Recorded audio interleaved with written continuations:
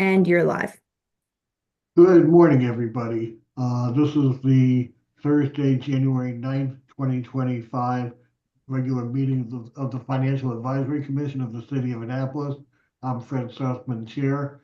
With us this morning so far are Jim Cardillo, Vice Chair, and Ed Meehan, Commission Member.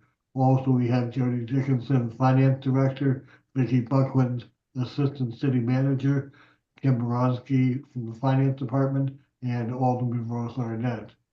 I sent out an agenda several days ago for review. I'd like to make one modification to the agenda under item 4II new business. I'd like to just put on there spending affordability legislation.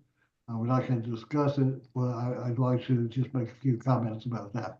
So, any objection to amending the agenda as stated? None. No objection. Entertain a motion to approve the agenda as amended. Motion made by So moved. seconded by Ed Meehan. All in favor, signify by saying aye or raising your right hand. Aye. Agenda is approved. We have minutes that I sent out from our December 12th meeting. Any comments, questions, correction for those draft minutes? Hearing none, entertain a motion to approve the minutes as presented. I see Ed Meehan. So moved. Second. Motion, Jim Cardillo seconded. All in favor, signify by saying aye or raising your right hand. Aye. Minutes unanimously approved. Reports, Finance Department. Jody, what you got for us? So we continue to fill staff positions. The finance director interviews are coming to an end, and I won't be making the decision on that. So stay tuned, and we may delay the filling of my assistant director position until we know who's taking that position and how they may want to handle it. Not until it's filled, but till we know what the status of the finance director is. This person, whoever takes over, would be filling their number 2 spot. So it may be important to them. And we're trying to get the ACFR out. I'm working on that primarily now with any of my free time, trying to get the fund statements pulled together so the auditors can pull the document together. It's slow going, but I'm hoping to have it out by February. Do you have new staff persons? We've filled our positions. I'm trying to hire another contractual person for the AP staff because that's one of the areas where we have a lot of processing to do, and it slows down sometimes because of the volume. And we're working on some automation in that area so we can try to be more efficient. So that's it. It's just a contractual position. Everything else is filled besides the assistant director position. So, And who held the assistant director position? Julie Donnelly. Okay. And she left us early November, and I've done some interviews, and there's a potential candidate, but like I said, we're doing both of them at the same time, and we had candidates that applied for both, so it's kind of juggling the applicants with who we want to fill each position. Okay, I don't know. let me ask you a question. This week I was asked to remove Katie Connolly's email address from the distribution list and add somebody else's. What's that all about? Katie has legally changed the name. Okay. Now Jake Trudeau. Okay. I thought that's what it might have been. So you'll see emails from Jake Trudeau. Okay. And that's the budget manager. Thanks for clarifying. Let me ask you a question. This is follow-up to a question I asked you earlier in the week or last week. And that is, I see every day more newspaper articles about how dire the state's fiscal position is. What, if anything, are you hearing about possible budget cuts that might affect the city? And what preemptive steps, if any, are you all taking to try and minimize any adverse impact? So I will say that we haven't taken any preemptive steps. We haven't heard much at all from the state about how their budget situation will impact the local jurisdictions. I got a letter about highway user fees, and the amount may be a little bit lower, but it's based on a formula and not based on anything they're doing at the state, as far as their budget's concerned. I also, we've noted a couple of the OEM grants have come in that lower than what they were hoping for. I don't know if that's indirectly related to the state's position. I think that if we do see things, it will be more in the grants area, but we really have not heard anything specifically about that from the state. I think we'll know more as they start to pull their budget together. And I see the assistant city manager is on. She may have more details about how they're considering it. I don't actually, what everything you said about what we know, the limits of what we know so far is in line with my own perceptions.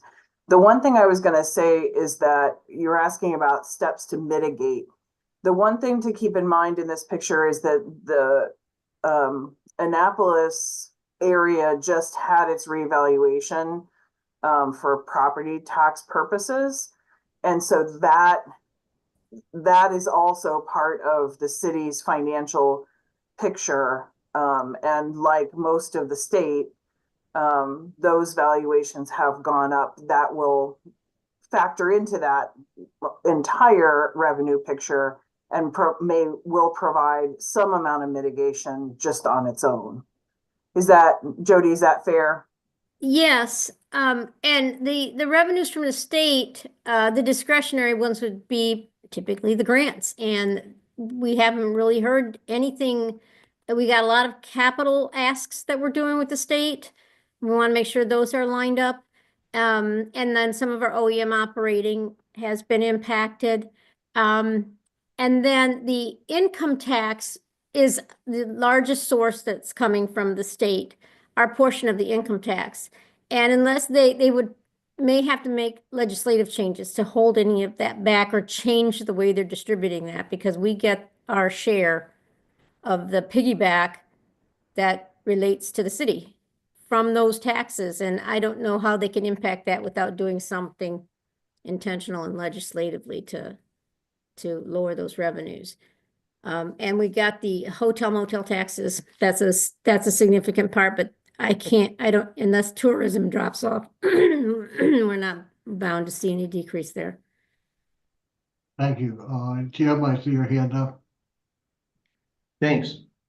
I think I'm a little not 100% certain on this real property tax item.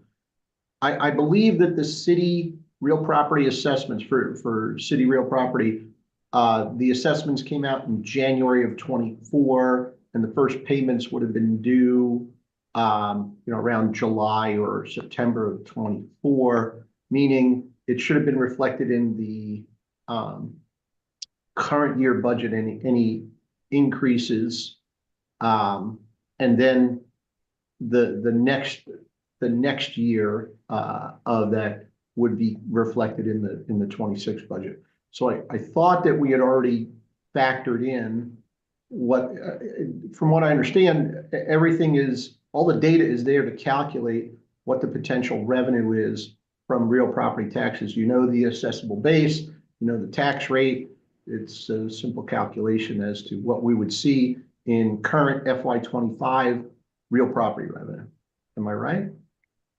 Yeah, and so the assessed value, as you know, if you live in the city, we had quite a bump when we got reassessed.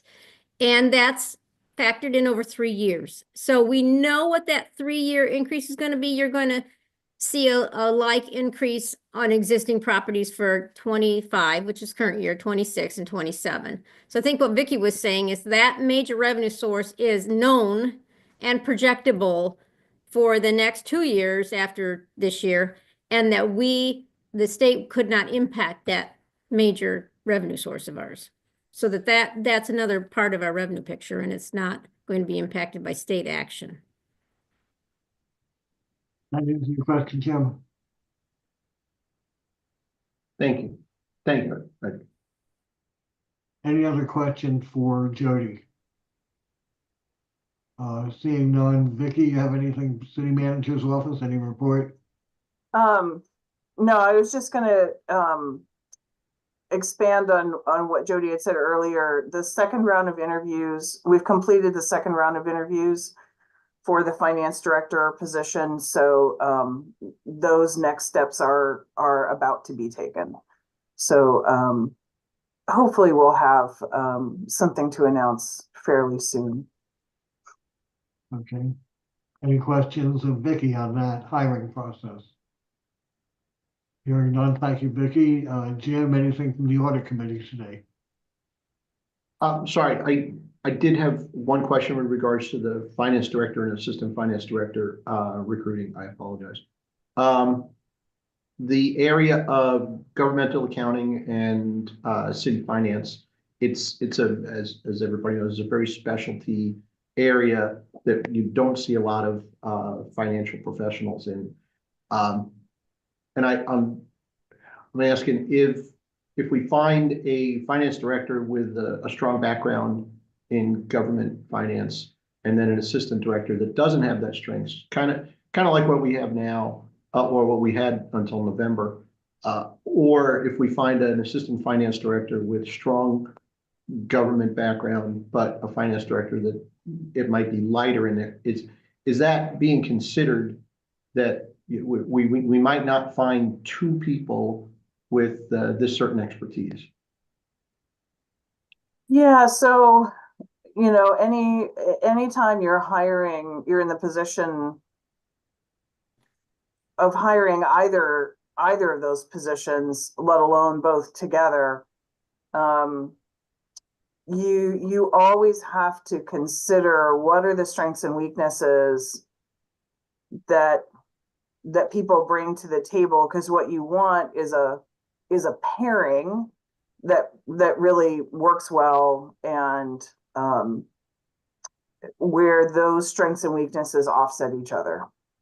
So you're never looking for two of exactly the same kind of person, because that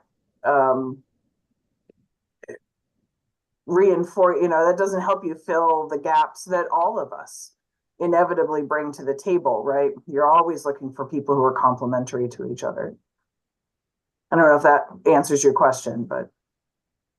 I can add that with my process on the assistant director position, although that is a skill that may be listed as a preference or considered a preference, it is not by any means required. I would even if they don't have governmental knowledge on how the books come together, you can teach that, you can learn that part of it.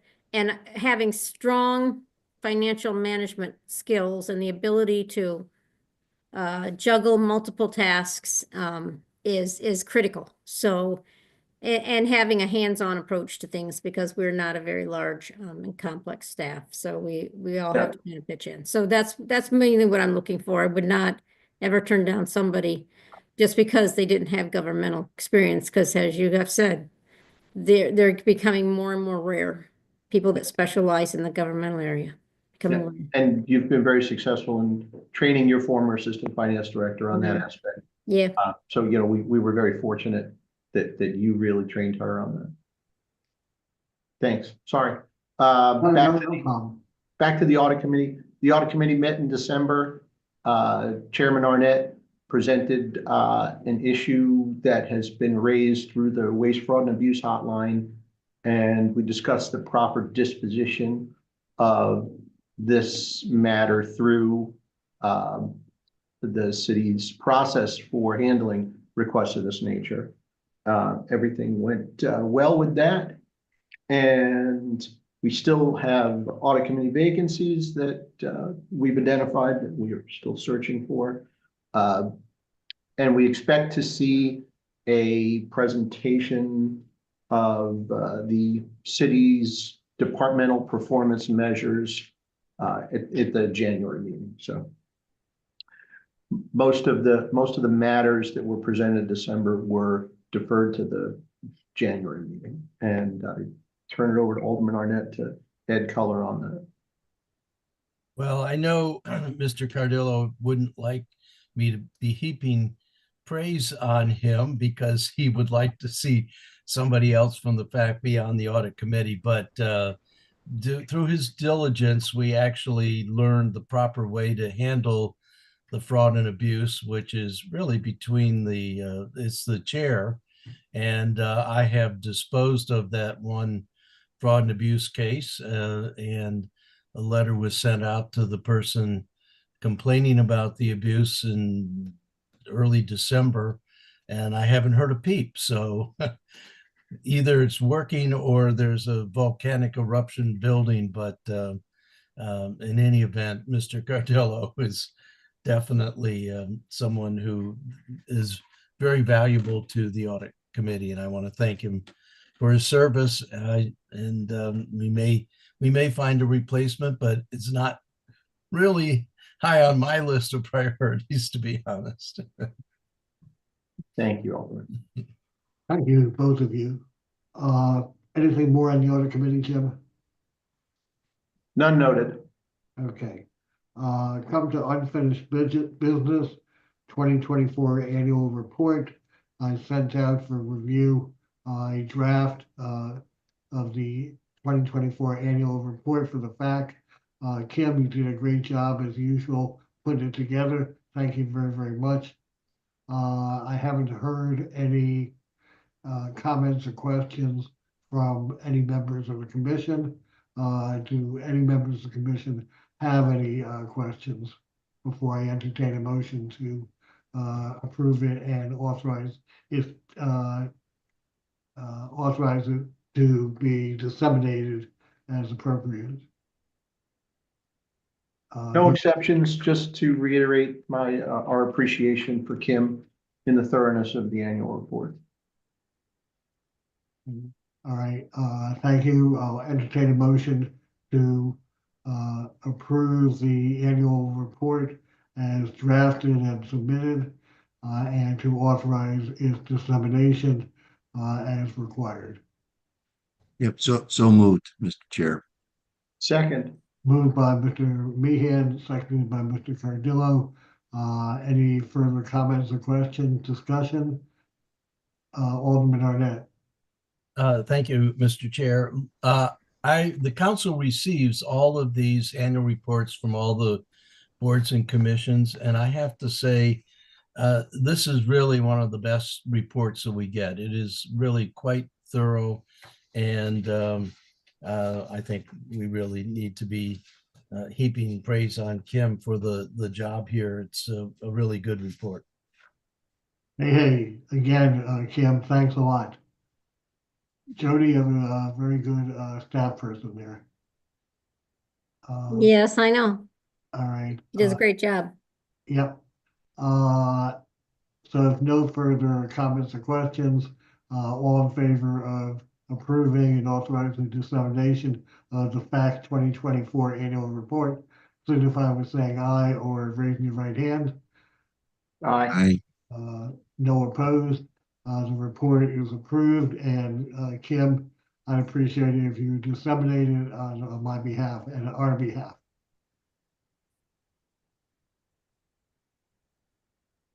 Okay, Kim? Yes, sir.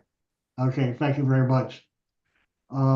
Next item of unfinished business. At the last meeting, I mentioned that today we would have elections for chair and vice chair for 2025. This process we go through every year. And I'll entertain thoughts about chair, and vice chair. I've spoken with Jim, and, he is willing, kicking and screaming to, be vice chair again. I am willing, kicking, screaming, and whatever, to be chair again for one more year. That's the only commitment for either of us. So we need some more people. You know, and you may want to step up next year, or you may want to challenge one of us for our positions this year. So I'll turn it over to Ed for any comments he might have. Yes, yes, I'd be delighted to make some comments. I'm going to I guess I'm going to observe the that well-honored statement that it ain't broke, so it doesn't need to be fixed. I mean, in my view, I think the chair and the vice chair are doing a fantastic job, and I would I would say it's a good thing that each is willing to whatever degree. But I'm happy to hear that you're willing to do that. I think that we should continue in that regard, and so I urge you to do that. The second point I would say though is I hear the term limits and the invitation / warning very loud and clear. So we'll see where we go next year. Okay. Let's take it one step at a time. So, no other comments or questions? Entertain a motion. Jim? Yeah, just if we look at 2025 as a transition year in terms of leadership here, I look forward to shadowing the chair, but going hand in hand with that, I would like to limit my committee activities to selecting a new designee for the audit committee. If I don't think it's wise on anybody's part if eventually Chairman Sussman steps down that the chair is also the designee to the audit committee. And that, Jim, very well said, and that brings us back to the dire need, I think, for supplementation of the members of the FAC. We're authorized strength and directed to have 7 members. We only have 5 members now. It's been that way for a while, and we've come close 2 months in a row to not having a quorum, and I'd hate to see that continue.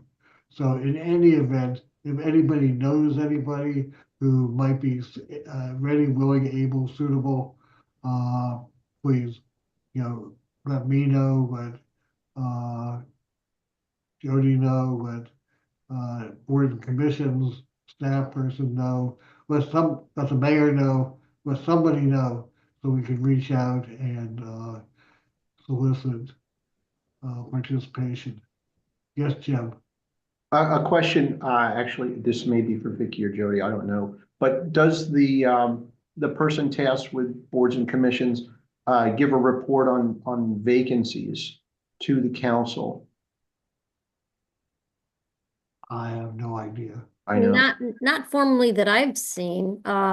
If they're looking for people, there may be discussion at the council meetings. Vicky, go ahead. Yeah, I'm not aware of a formal report that's submitted regularly, but the council has asked for that information and Hillary can provide it. She's been very active. I mean, and she obviously doesn't do that alone. There's, others that feed information to her, and she's partially in the position of simply coordinating some of that stuff, but been very active at trying to fill a bunch of those vacancies. I saw Alderman Arnett's hand up. Do you want to add to that? Yeah, it is not a routine thing, but from time to time, we get things from Hillary noting vacancies and encouraging council members to cast a net and find people. But I think we might this is not unique to the FAC or the audit committee. And I think particularly as we're going into the budget, we may need to think about having some kind of advertising budget or something like that. I don't, I haven't really thought this through, but it is a problem. And I think it's gotten worse because there's kind of a malaise out there of dissatisfaction with government. And so it's harder and harder to find people, even to run for office. Speaking of running for office, Alderman, when is the next city election? November of this year, Okay. first So, Tuesday in November. There might be a primary. So far, I don't. Well, there'll be a primary in Ward 1, and I think that's in September. so, the terms of FAC members are 4 years coterminous with the terms of the mayor and council. So our terms end after the next election. So You didn't read the fine print about the eternal clause? what are the eternal clause until their successors are take office or something like that? Yeah, I've heard of that one. But I hope that at least this discussion will generate, something from somebody or group of people to look to fill the positions we have and going into the next term. And it shouldn't have to wait for newly elected council members or re-elected council members to step up and say, well, I have somebody, I'm gonna wait until we're re-elected or elected to put their name forth. So anyway, let me get off my soapbox on that. So anything also on unfinished business? Hearing none. The thing I added to the agenda was spending affordability legislation. Alderman Arnett was kind enough to provide me with a draft legislation he's been working on with the Office of Law to assign the spending affordability function to the FAC. I don't have it on the agenda. I haven't distributed it because I want to take a real look at it before I put it out there for you all to comment. I may have some comments to Alderman Arnett, and he may have suggested, I think, will be speaking with the finance director about it. I'd like to have them look at it before we start as a group, tackling it. It's pretty comprehensive. In all candor, it looks pretty daunting, for a group like this, particularly when it says that the FAC, subject to budgetary appropriations, may have consultants. I don't see any way on this God's earth that the FAC can perform that function, at least as written, without outside assistance or assistance from a lot of assistance from the finance department. And we will have a new finance director coming on, hopefully sometime in the next few months, who will have to digest all that. So anyway, stay tuned. I'll get my comment to Alderman Arnett, soon, so he can contemplate them with the Office of Law. And then hopefully if we get another draft back, I'll send that out to you all for your thoughts and comments. Any questions on that?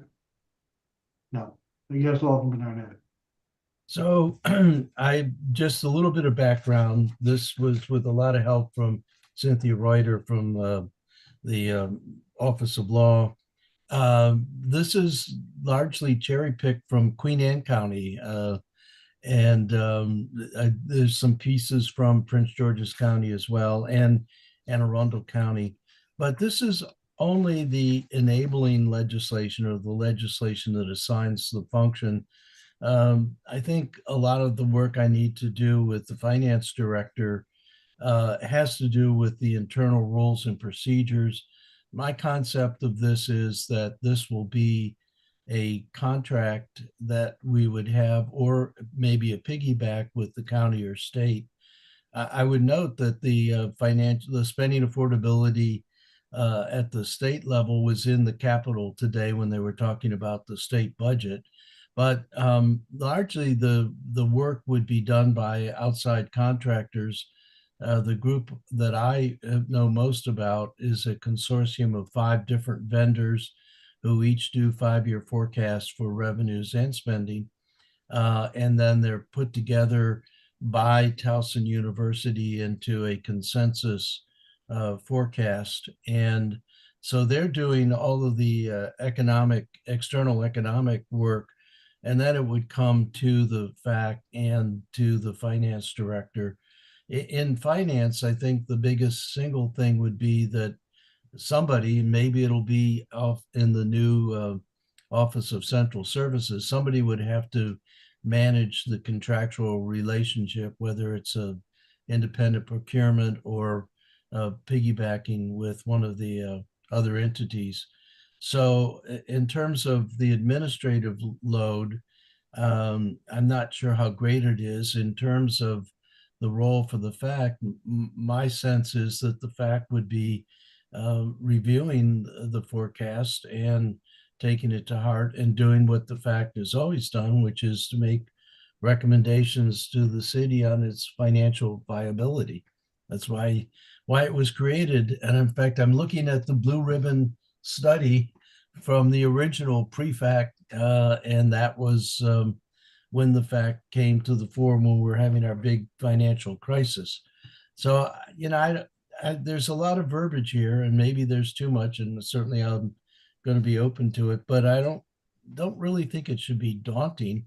And I think it's actually quite consistent with things that Mr. Cardillo has asked for. And when Director Dickinson spoke about this a few months ago, made the point, or at least that's what I heard, that it would be nice to have some outside sources to turn to for these looks at the out years. So I'm really viewing this as something that's meant to be a help to the city and to take advantage of the strengths of the people on the Financial Advisory Commission who are outside the city and therefore presumably independent advisors for how we're going forward. Anyway, I hope it's not daunting. That's my bottom line. Well, it seemed to me to be more than just enabling, and seemed to be mandatory. So anyway, let's not get into that whole discussion now. Let me look at it a little bit closer, and then I'll give you some comments, Alderman, and you can either, work with staff and modify it or not. And then I can bring it back hopefully next month to the commission for review and discussion. I know the finance director doesn't really have anything on her plate, but I would like to set aside some time to sit down and talk about this when you can, Jody. Mm-hmm. I sent you an email this morning right before the meeting. I was kind of typing up my thoughts. In general, kind of align with what the chairman said, and that some of these would be more aligned with the committee setting up their own procedures and details on how they're going to conduct the general objectives, that you'd want to set just general objectives in the code and not direct every step they have to provide, because it may not apply. It's too much detail and it'll limit them in the future and what they have to do. So anyways, I gave you that email. We could talk about it in a separate meeting. All right. Thank you. Mm-hmm. Anything else on that subject? Hearing none. Our next. Sorry, Jody, Yeah. do you think this spending affordability resource will assist the new finance director in their work, or is it Is it helpful? I think it's helpful, for not just finance, for the budgetary process, because Okay. when we're looking at the main advantage is having that outside look at where is the economy going? Where do we think their revenues are going? Our budget staff, we've built the budget staff up, but that's still quite a robust and specialized skill to do economic forecasts like that. So it would be helpful for the budget process. And that helps not just finance, but the whole council. And the council too, yeah. Yeah. So it would assist the council. And to I think ultimately that the reports, at least for the county, go right to the council. They have to report out what they think the county can afford. The budget kind of parallels that path, and then I is supposed to comment on how the budget aligns with the spending affordability recommendations. So it's really a much higher level than just the finance office. Got it. Thank you. Thank you. Any other comments or questions on that? Hearing none. Neil, if I could, Fred, the only thing I would say is, I think it's obviously an important project, and I'm looking forward to to the FAC having, the opportunity to be of greater assistance to the city in this area. Great. And thanks for that support. Much appreciated. Okay, now, going once, twice, Wait. any more? For the good Yes, of the sir. order, I believe, and director can confirm, but I believe the city council is having a work session on the 16th at 3:00 to talk about the fiscal 26 budget. That's something you could watch, or you could attend or watch on YouTube, but that's going to be the council kickoff on looking at the fiscal 26 budget. I'm particularly interested in seeing where we're going to be with funding for transportation, but just in case you wanted to know that we're doing that meeting on the 16th at 3:00 in council chambers.